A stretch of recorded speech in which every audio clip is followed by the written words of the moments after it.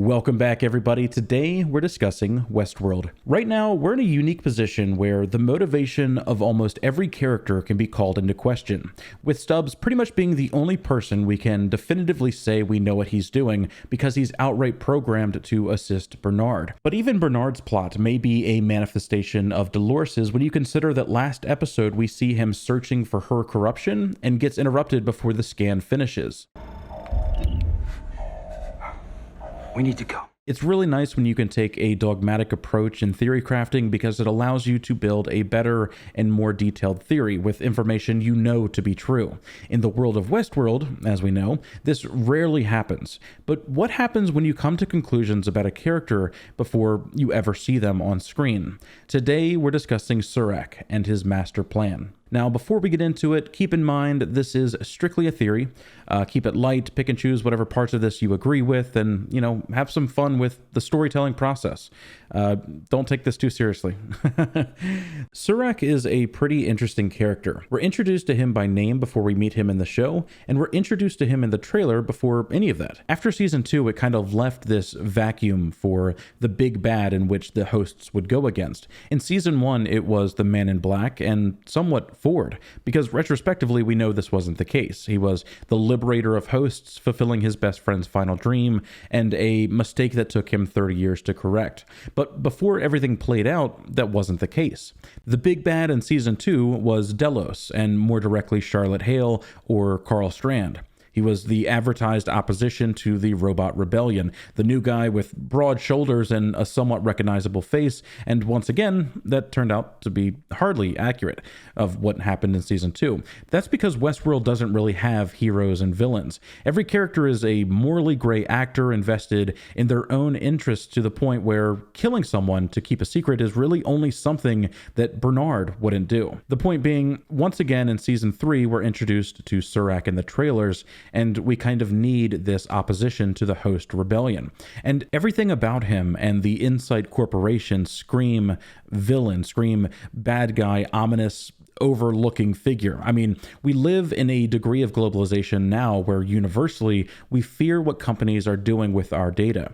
This is a battle starting in our lifetime that will exist for probably the rest of humanity because it's easy to vilify organizations that collect data on users. That statement just sounds evil when in reality it could be a diabetes testing company that collects data to better understand their own product or how to better treat patients.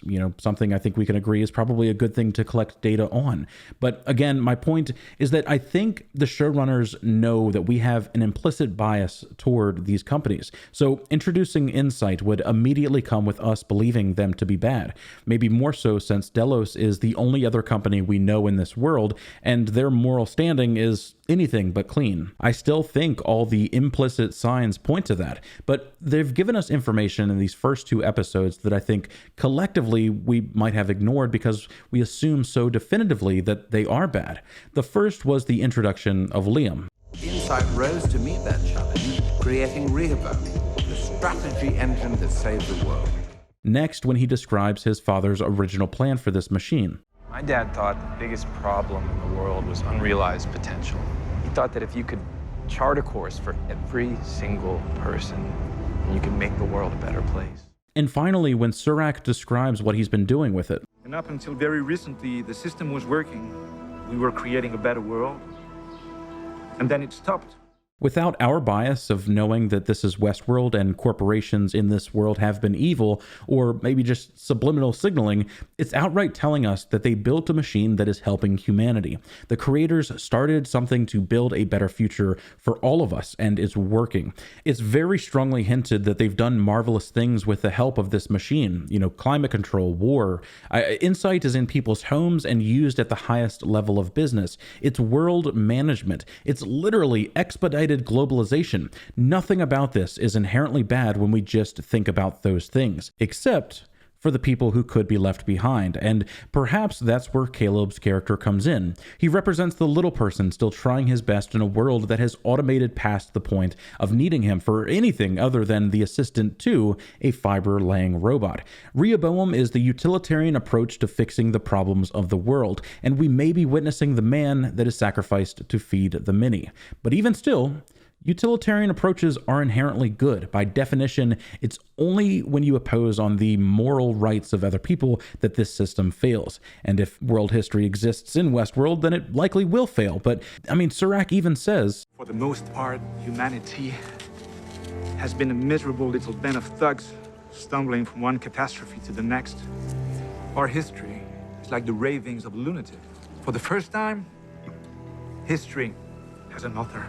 So with all of that, I think a case can be made plainly that we're seeing the rise of the good guys in Westworld. The people who aren't malicious. I believe that they've used this machine for their own benefit, right? And that can be morally gray because look at their success as a company. But people that are genuinely and wholeheartedly acting for what they believe to be the best future for humanity, which would be an incredible opposition to the protagonist of this story, Dolores, who is on a rampage to undo humanity. And note that I use protagonist pretty loosely here. Serac to me immediately read as the big bad of the season. I talked in length about the applications of big data collection for the insight augmentation in previous videos and how they could effectively control the world and become a supervillain. But what if they were acting for the best interests of humanity? Now having this tool, you would be a superhero, with a supervillain being the one who would use this against humanity. And of course, that would be Dolores. But I want to take this theory one step further because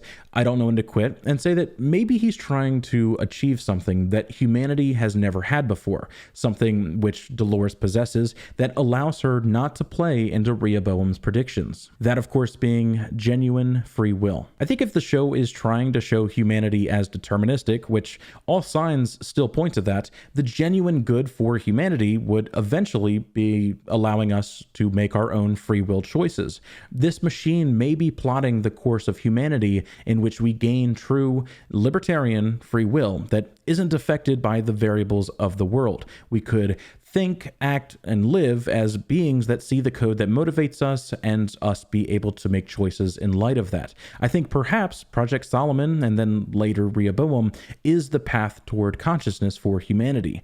Just as Arnold designed the maze for robots to gain free will, Insight's logo is exactly that. A maze. Rehoboam itself even kind of looks like a maze. It's trying to understand humanity and write a better future for us. And it's providing the valuable data that if a good, genuine person was in control of, may usher in the next evolution of mankind. Then if you think back to the main advertising campaign for this new season, it was free will isn't free, which sure applies to the hosts struggling to remain as beings that aren't oppressed by humans, but I mean, they could just disappear into the world right now and be genuinely free. All the hosts that are currently living in the Valley Beyond are technically free. They fought this fight already. So I think perhaps it's telling us that this is humanity's fight for free will. And of course, then the opposition would be Dolores. Humans that do not have free will are probably exponentially easier to beat than humans with free will. I mean, a machine already exists that can tell you their next steps. So Dolores has every incentive to want to stop this transition before it happens. Now also consider this, because Delos was trying to gain immortality by becoming hosts, and certain hosts have already gained this level of free will by traversing the maze. What if Serac has concerned himself with the data that Dolores has because Delos was closest to mapping the human mind to the host body, meaning that may be a valuable step in the path of humanity's awakening. Boom. So there it is. That's the theory. It's probably wrong. It's much simpler to just have Serac be the bad guy in opposition to Dolores, and we have another season of Dolores killing humans and us rooting for her until we go, why are we rooting for her again? But I don't know. That's the theory. Let me know what you think in the comments below. Special thank you to the wonderful people that support this channel. I could not do this without you, honestly. Our highest tier donors this month over on the Patreon are Micheal, Linck, Robert Holtz, Jeff Chunn, Logan, Feewet, and Elliott Enriquez.